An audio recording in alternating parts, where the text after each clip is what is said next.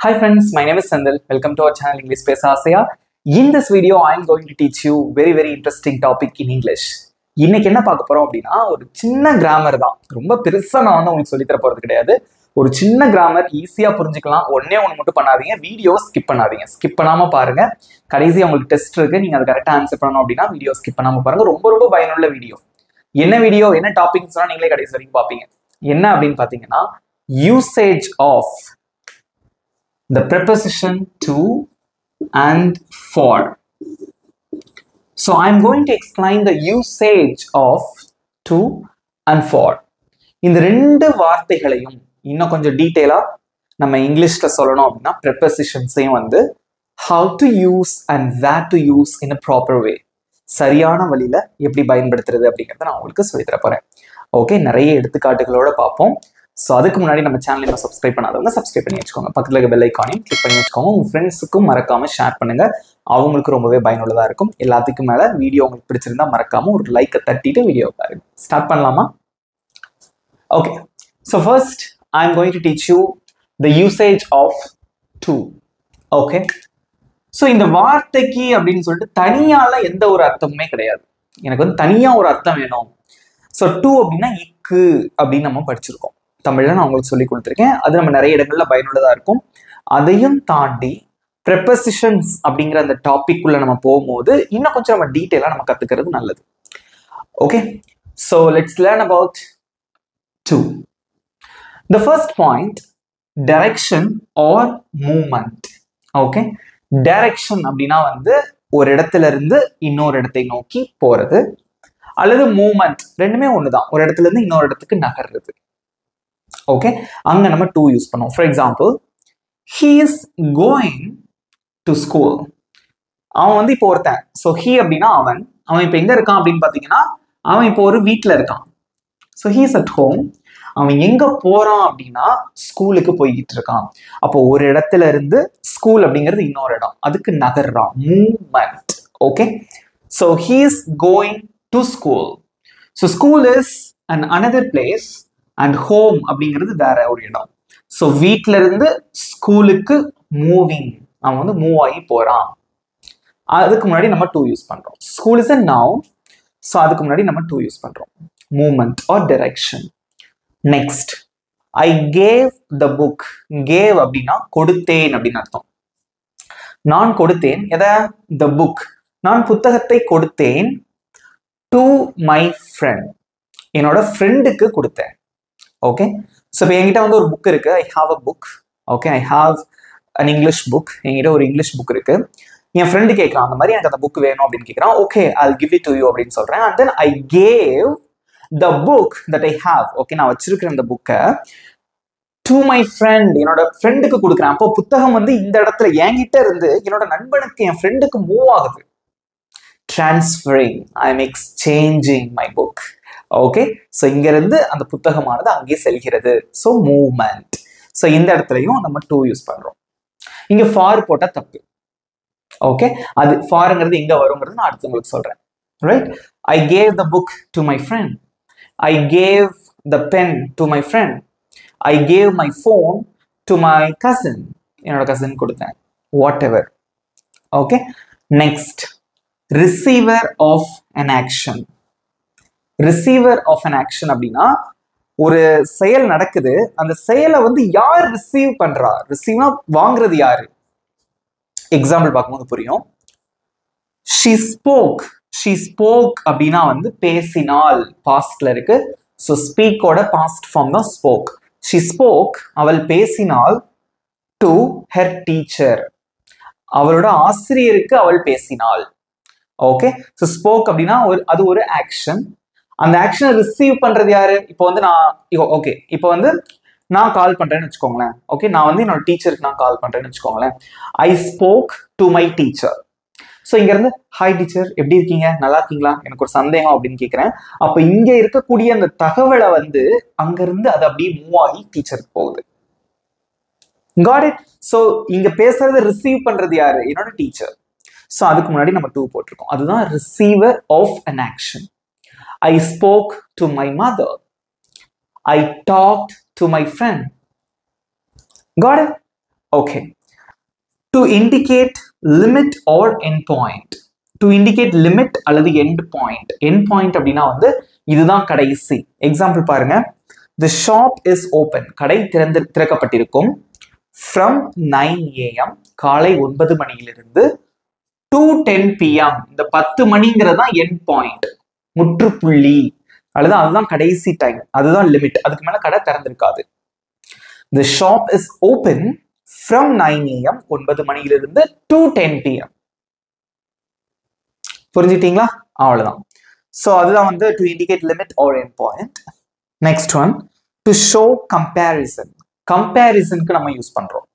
Okay, இங்க example பாருங்க, he prefers, இது பிரசன்ட்ல இருக்கு. he prefers அப்படின்னா அவனுக்கு வந்து அவன் ப்ரிஃபர் பண்ணுவான், அவனுக்கு பிடிக்கும். ப்ரிஃபர் பண்றது அப்படிங்கிறது என்னன்னா, இப்ப ரெண்டு இருக்கு, டீ இருக்கு, காஃபி இருக்கு. ஓகே, எனக்கு வந்து காஃபி பிடிக்கும், எனக்கு வந்து டீ பிடிக்காதுன்னு வச்சுக்கோங்களேன். நம்ம எப்படி சொல்லலாம்னா, ஐ ப்ரிஃபர்ஸ் காஃபி, எனக்கு வந்து நான் காஃபியை தான் எப்பவுமே ப்ரிஃபர் பண்ணுவேன். டு டீ, டீயை கம்பேர் பண்ணும்போது நான் காஃபியை தான் ப்ரிஃபர் பண்ணுவேன். I prefers red colour to black colour. So black கலருக்கு பதிலாக எனக்கு ரெட் கலர் தான் ப்ரிஃபர் பண்ணுவேன். I prefer red colour. புரிஞ்சுக்கிட்டீங்களா? ஓகே, ஸோ இந்த மாதிரி கம்பேர் பண்றோம், காஃபியும் கம்பேர் பண்றோம், டீயும் கம்பேர் பண்றோம். ஸோ ஹி ப்ரிஃபர்ஸ் காஃபி அப்படின்னா அவனுக்கு காஃபி தான் அவன் ப்ரிஃபர் பண்ணுவான், ஏன்னா அவனுக்கு அது பிடிக்கும். ஓகே, அதான் வந்து comparison. To tea. Okay, so இப்போ வந்து ரெண்டு பேர் இருக்காங்க, உங்களுக்கு தெரிஞ்சவங்க ரெண்டு பேர் இருக்காங்க. நீங்க வந்து ஒரு வேலையை செய்யறதுக்காக நீங்க அவங்கள்ட்ட கொடுக்குறீங்க. ஒருத்தர் வந்து நல்லா பண்ணுமா அப்படின்னு உங்களுக்கு தெரியும். ஓகே, குமார்னு ஒருத்தர் இருக்கான், அண்ட் தென் ராமுன்னு ஒருத்தர் இருக்கான். குமார் வந்து நல்லா பண்ணுவான் அப்படின்னா நீங்க என்ன சொல்லுவீங்க? I prefer Kumar to Ramu. ராமுக்கு பதிலாக நான் குமார் தான் ஃபர்ஸ்ட் ப்ரிஃபர் பண்ணுவேன். ஸோ அந்த கம்பேரிசனுக்கு வந்து so you have to use to. புரிஞ்சுக்கிட்டீங்களா? ஸோ இந்த இடங்கள் எல்லாத்துலேயும் வந்து நம்ம டு யூஸ் பண்ணுவோம். ஃபர்ஸ்ட் எங்க அப்படின்னு பார்த்தீங்கன்னா moment. So second one receiver of an action. Third one end point. And then கம்பேரிசனுக்கு நம்ம வந்து யூஸ் பண்ணுவோம். Okay, is it easy? And then இன்னொரு இடத்துல நம்ம யூஸ் பண்ணுவோம், அது எங்க அப்படின்னு நான் உங்களுக்கு சொல்லிடுறேன். So he is going to school. அவன் வந்து ஸ்கூலுக்கு போறான். எதுக்காக போறான் அப்படின்னா டு ஸ்டடி.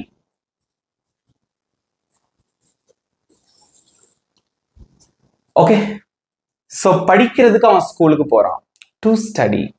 ஸோ ஒரு இது வந்து main verb. He's going to அப்படிங்கிறது மெயின் வேர்ப். அதையும் தாண்டி அதுக்கப்புறம் இந்த மாதிரி வருது, படிக்கிறதுக்கு ஸ்கூலுக்கு போறான், டு ஸ்டடி. ஓகே, இது வந்து இன்ஃபினிட்டிவ் அப்படி இப்படின்னு சொல்லுவாங்க, அந்த அளவுக்கு நம்ம டீட்டெயிலா போவேனா. ஸோ இந்த மாதிரி ஒரு வேர்புக்கு முன்னாடி நம்ம வந்து டு யூஸ் பண்ணுவோம். மெயின் வேர்ப் கிடையாது, அந்த சென்டென்ஸ்ல வரக்கூடிய அடுத்த வேர்புக்கு முன்னாடி நம்ம யூஸ் பண்ணுவோம், to study. And then he is going to meet his friend to play. விளையாடுறதுக்கு அவன் தான் ஃப்ரெண்டை பார்க்கறதுக்கு போறான். இந்த மாதிரி இதுன்னு தெரிஞ்சுக்கோங்க. ஈஸியா இருக்கா? ஓகே, ஸோ இதுக்கப்புறம் நான் என்ன சொல்லித்தர போறேன் அப்படின்னு பார்த்தீங்கன்னா ஃபார் எங்கெல்லாம் யூஸ் பண்றது அப்படிங்கிறத நான் உங்களுக்கு சொல்லித்தரேன். Okay, next usage of for. So for is also a preposition. Okay, now we are going to learn how to use the word for. Okay, so first point, purpose, நோக்கம், benefit, பயன்கள், reason, காரணம். Okay, இந்த மாதிரி இடங்களை நம்ம use பண்ணலாம். Example பார்க்கும்போது தான் புரியும். This gift is for you. I have bought some gift.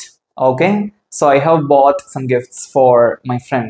என்னோட ஃப்ரெண்டுக்காக நான் வந்து சில கிஃப்ட் வாங்கி வச்சிருக்கேன், பரிசுகள் வாங்கி வச்சிருக்கேன். ஓகே, இப்போ நான் சொல்றேன், this gift is for you. இந்த gift வந்து உனக்காகத்தான். So benefit. பர்பஸ், காரணம், அதாவது நோக்கம் அதுதான். Because I have bought a gift for my friend. என்னோட நண்பனுக்காக நான் வந்து ஒரு பரிசு வாங்கி வச்சிருக்கேன்.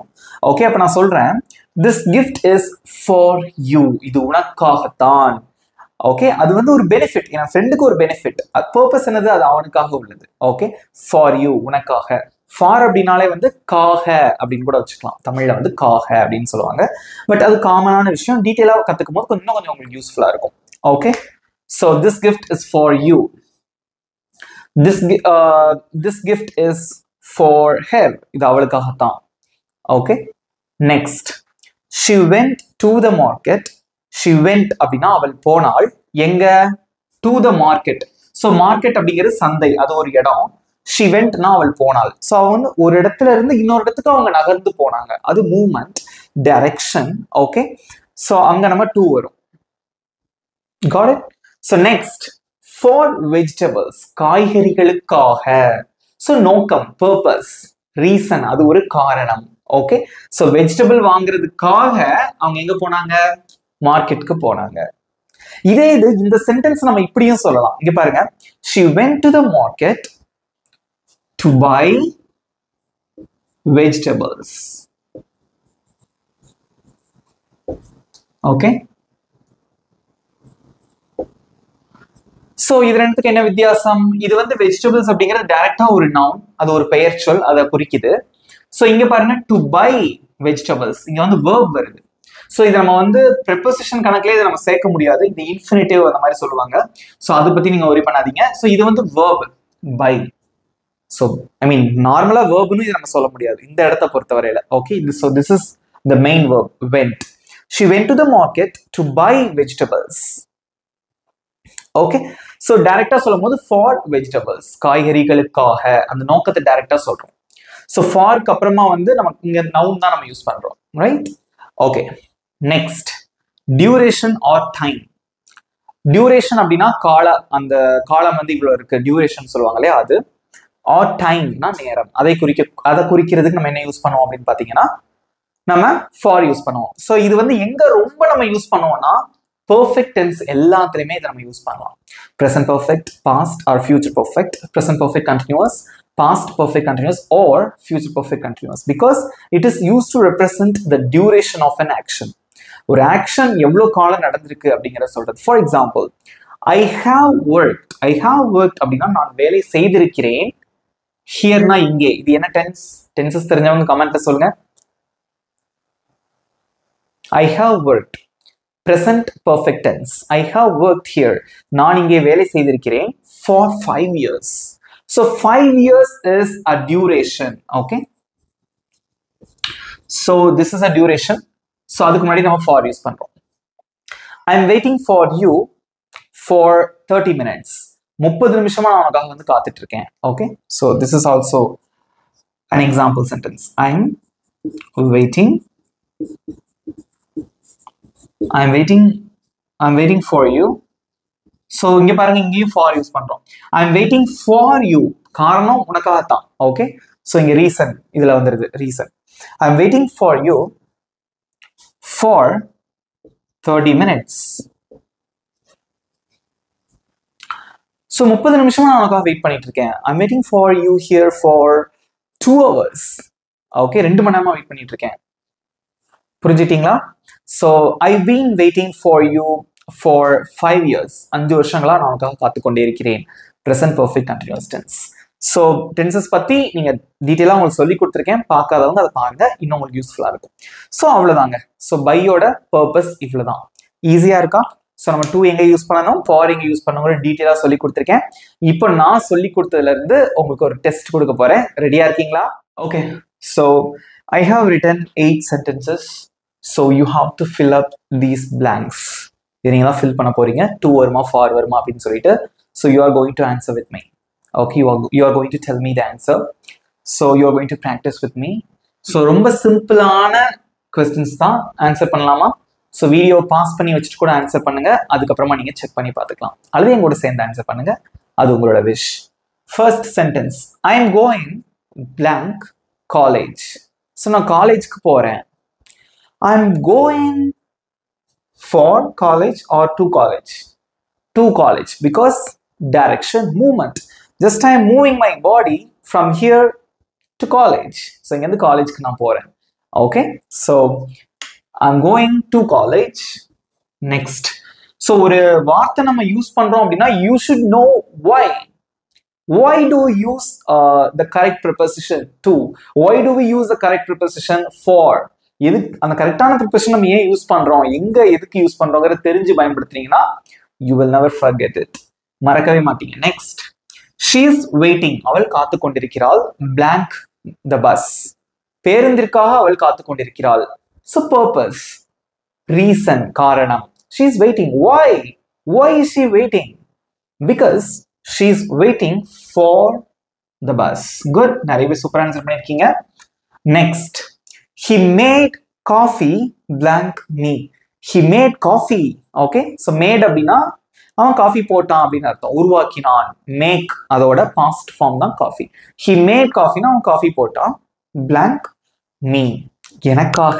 ஸோ அது எனக்கான பெனிஃபிட் இல்லையா? for me. So he made coffee for me. Next, she gave the keys. She gave na அவள் கொடுத்தாள். The keys na சாவிகளை கொடுத்தாள். ஓகே, ஸோ சாவி இங்க இருக்கக்கூடிய சாவி யார்கிட்ட? him அவனுக்கு கொடுத்தாள். ஸோ சாவி வந்து இங்க இருந்து அங்க மூவ் ஆகுது, movement. So she gave the keys to him. Next, I prefer tea. நான் வந்து டீ தான் ப்ரிஃபர் பண்ணுவேன். எதை கம்பேர் பண்ணும் போது? காஃபியை கம்பேர் பண்ணும் போது. So I prefer tea to coffee. To compare two things, you have to use the preposition to. Next, I sing. நான் பாடுகிறேன். blank you. நான் உனக்காக பாடுறேன். ஓகே, ஸோ பெனிஃபிட், பர்பஸ், உனக்காக தான் அந்த பாட்டு. I sing for you. யோசிக்கவே தேவையில்லை, ஈஸியாக போட்டுடலாம். Next, I made this lesson. Okay, நானே இப்போ உங்களை பார்த்து சொல்றேன். I made this lesson. Okay, நான் இந்த லெசனை வந்து உங்களுக்காக உருவாக்கியிருக்கேன்.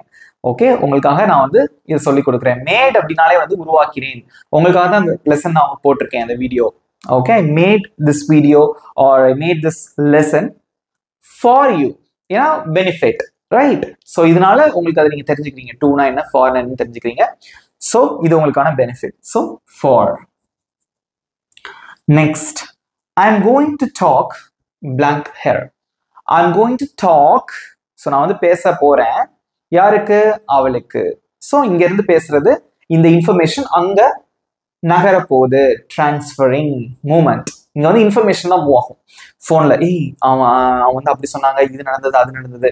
அந்த இன்ஃபர்மேஷன் இங்க இருந்து அங்க மூவ் ஆகுது. So to her. That's it. எப்படி இருந்தது இந்த லெசன்? ஈஸியா இருந்ததா? Is it easy? ஸோ ஈஸியா இருந்தது அப்படின்னா ஒரு லைக் பண்ணிக்கோங்க, உங்க ஃப்ரெண்ட்ஸுக்கும் ஷேர் பண்ணுங்க. உங்களுக்கான homework. This is your homework. So I have written 3 sentences. I'll do that blank you. நான் உங்களுக்காக இதை பண்ணுவேன். I'm going blank Chennai. I have lived here. நான் இங்கே வாழ்ந்திருக்கிறேன் blank 3 years. 3 வருடங்களாக.